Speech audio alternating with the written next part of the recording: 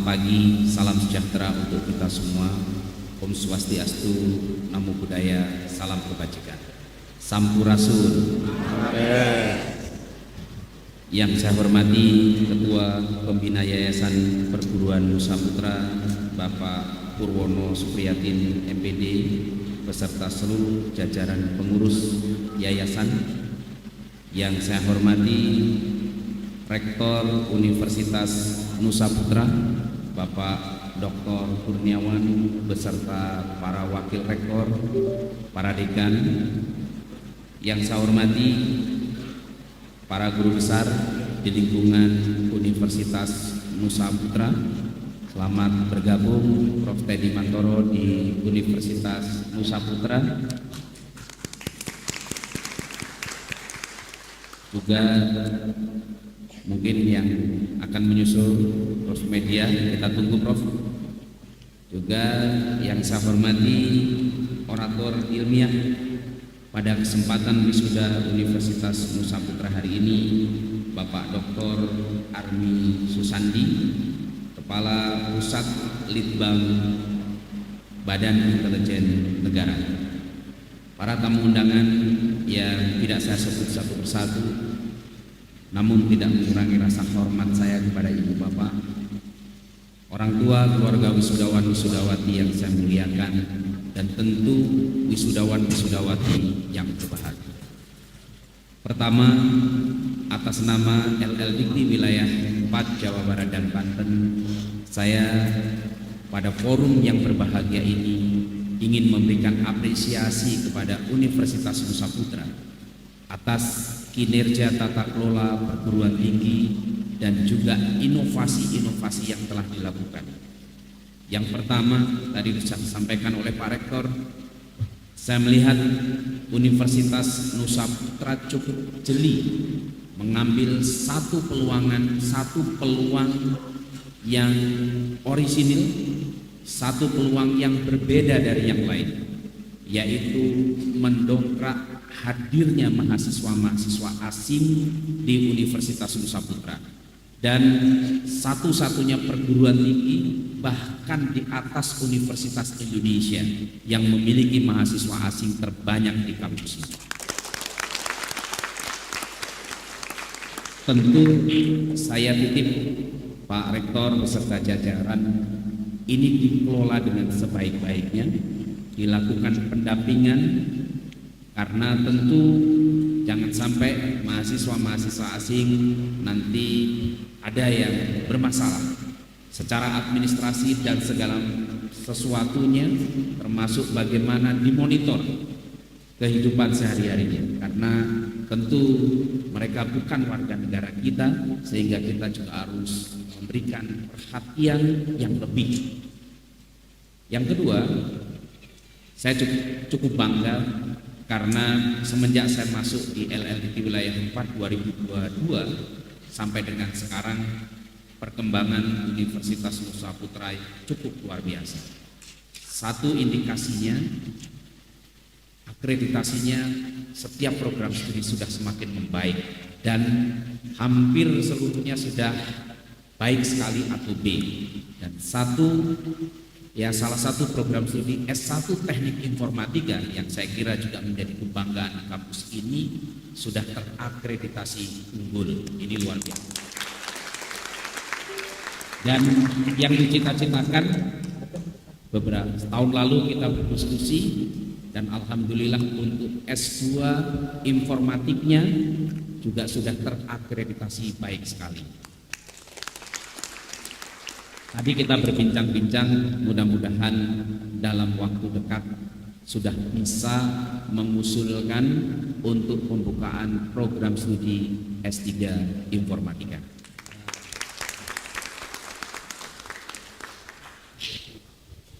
Yang selanjutnya juga saya apresiasi karena pelaporan data wisuda dan juga pelaporan secara keseluruhan pangkalan data pendidikan tinggi Universitas Nusa Putra sudah 100%. Banyak hal yang tentu sudah sangat membaik, termasuk skor Sintanya saya perhatikan juga terus meningkat, tapi saya titip tidak boleh terlena. Harus terus melakukan continuous improvement untuk melakukan perbaikan-perbaikan dan inovasi-inovasi baru, termasuk inovasi pembelajaran. Melakukan cara-cara pembelajaran yang terbaik sehingga kampus ini bisa makin dipercaya oleh masyarakat. Kepada para wisudawan wisudawati semua, saya memberikan selamat kepada semuanya, baik yang memiliki IPK tinggi ataupun IPK biasa.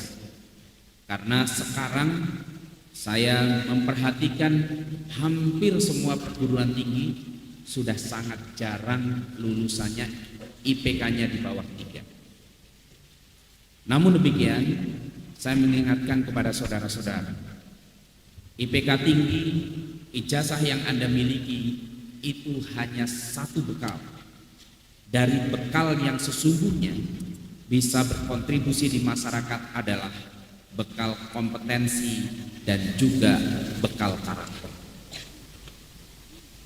Walaupun Anda memiliki ijazah segudang, tetapi hanya sebuah ijazah tanpa didasari dengan kompetensi yang sebenarnya, maka akan sulit bagi saudara-saudara untuk bisa bersaing.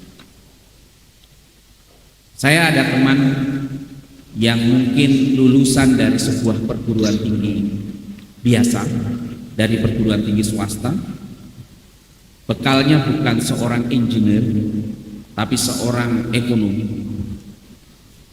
Tapi sekarang memiliki sebuah perusahaan yang bergerak di bidang manufaktur, salah satunya memproduksi spare part kendaraan roda 2 dan juga spare part kendaraan roda 4. Dia membangun semuanya dari awal. Lalu saya bertanya, apa rahasianya? Rahasianya banyak, tetapi 2 hal yang selalu dia sampaikan, atau 3 yang selalu dia sampaikan. Yang pertama adalah kemauan dan optimisme. Kalau kita sudah kehilangan hasrat, apalagi kehilangan keyakinan, kehilangan kepercayaan diri, maka itu sulit sekali untuk menjadi orang sukses. Bahkan cenderung putus asa, dan kita mulai banyak dengar di media sosial, mulai banyak orang yang putus asa dan mengakhiri hidupnya. Kenapa? Karena persaingan begitu luar biasa. Oleh karena itu, satu karakter pertama yang harus Anda miliki ketika terjun di masyarakat adalah gairah, hasrat, optimisme, dan keyakinan yang tumbuh secara kuat. Tentu keyakinan pertama adalah keyakinan kepada Yang Maha Kuasa. Saudara-saudara, saya bisa pastikan tidak ada produk Tuhan yang gagal. Kita semua sebagai manusia yang merupakan produk Tuhan, tidak ada yang gagal. Hanya sisi mana yang harus kita optimalkan. Maka saya percaya betul tidak ada orang yang bodoh. Yang ada adalah orang cerdas tetapi pada segmen tertentu. Orang yang tidak terlalu pintar matematika dulu dianggap sebagai orang yang tidak cerdas. Padahal dia mungkin tidak terlalu kuat dalam literasi numerasi, tapi dia memiliki kecerdasan yang baik. Oleh karena itu, tumbuhkan optimisme dan jangan pernah redup optimisme, saudara-saudara. Yang kedua, menurut sahabat saya tersebut, untuk menjadi orang yang selalu bisa sukses adalah kerja keras. Saya kira kita semuanya sepakat, orang yang bermalas-malas pasti tidak akan memanen hasil yang maksimal. Tetapi orang yang selalu bekerja keras pasti akan memanen hasilnya. Saya memperhatikan Pak Rektor dan beserta jajaran, terutama Pak Rektor, saya mendengar cerita memulai sebuah karir perguruan tinggi ini sebagai contoh, itu juga dari nol. Tetapi atas kerja keras kita bisa lihat bersama, ini bisa menjadi salah satu kampus terbaik di Sukabumi. Yang ketiga yang sangat penting harus kita miliki dan kita tumbuhkan, menurut sahabat saya, adalah komunikasi yang efektif dan memupuk jaringan secara berkelanjutan. Komunikasi yang efektif ini penting, saudara-saudara. Era sekarang butuh orang yang bisa meyakinkan. Komunikasi yang efektif itu bukan orang yang pandai berbicara, orang yang jago berpidato, bukan. Tetapi orang yang memiliki komunikasi efektif adalah orang yang bisa menyampaikan ide dan gagasannya serta mampu meyakinkan orang lain. Jika kekuatan ini Anda tumbuhkan, saya yakin ini bisa menjadi jembatan sukses, saudara-saudara.